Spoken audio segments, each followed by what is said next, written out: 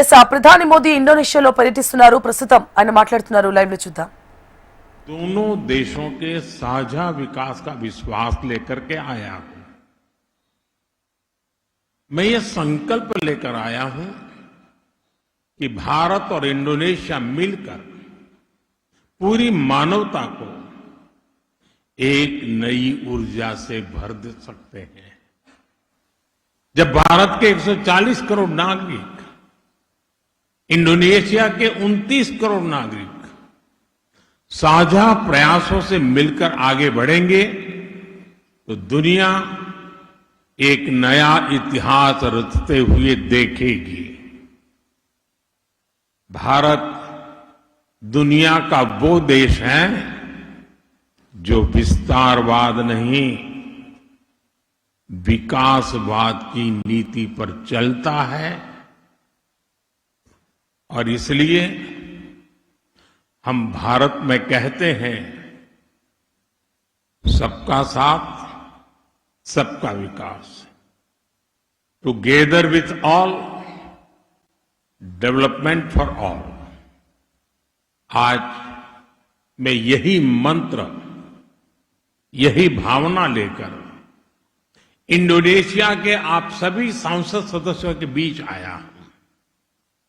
Honourable members, हमारी राजधानियां भले ही हजारों किलोमीटर दूर हो, लेकिन समुद्र में हमारे बीच केवल 150 किलोमीटर की ही दूरी है। दूसरे देशों में समुद्र भले ही सीमाओं और दूरियों का कारण रहा हो, लेकिन भारत और इंडोनेशिया के बीच समुद्र दूरी का प्रतीक नहीं रहा। समुद्र हमारे बीच एक सेतु है। ये हमारे साझा भविष्य का केंद्र है। इंडिया, इंडोनेशिया और इंडियन ओशन, ये नाम हमारे आपसी जुड़ाव की गवाही देते हैं। हजारों वर्षों तक हमारे पोर्ट्स दुनिया को जोड़ते रहे। हमारे जहाज व्यापार और संस्कृति को दूर दूर तक लेकर गए। हमारे पास समुद्र से जुड़ी भविष्य की अनेक संभावनाएं हैं।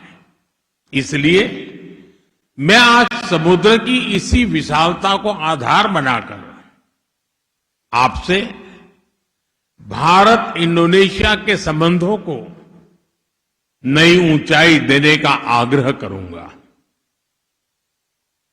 ऑनरेबल मेंबर्स, इंडिया और इंडोनेशिया सिर्फ समुद्र ही शेयर नहीं करते, हमारी हिस्ट्री भी शेयर्ड है। हमारा संबंध रामायण और महाभारत की विरासत है।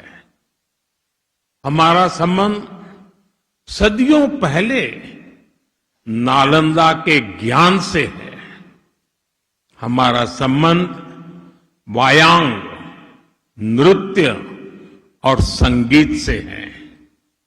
हम बोरोबुदुर और प्रभानम जैसी अद्भुत स्मारकों के जरिए जुड़े हैं।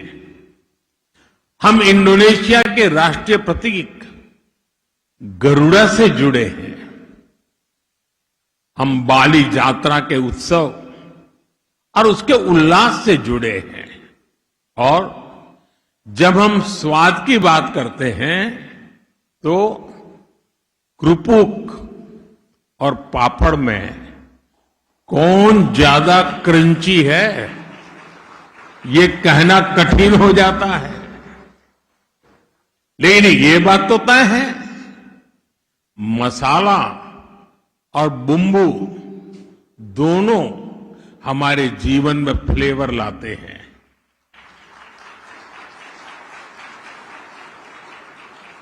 साथियों, भारत के पश्चिमी छोर पर स्थित गुजरात ये मेरा गृह राज्य है।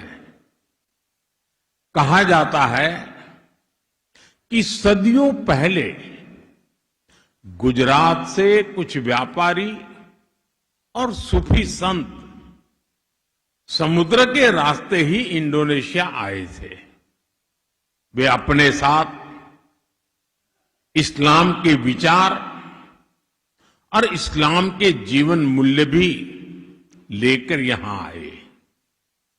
आज भी गुजरात के पटोला वस्त्र यहां सम्मान और प्रतिष्ठा के प्रतीक है। आज भी इंडोनेशिया की बाटिक कला में उनकी छाप दिखाई देती है और इसलिए ही राष्ट्रपति सुकर्णो ने भी कहा था, इंडोनेशिया और भारत के लोग रक्त और संस्कृति के संबंधों से जुड़े हैं।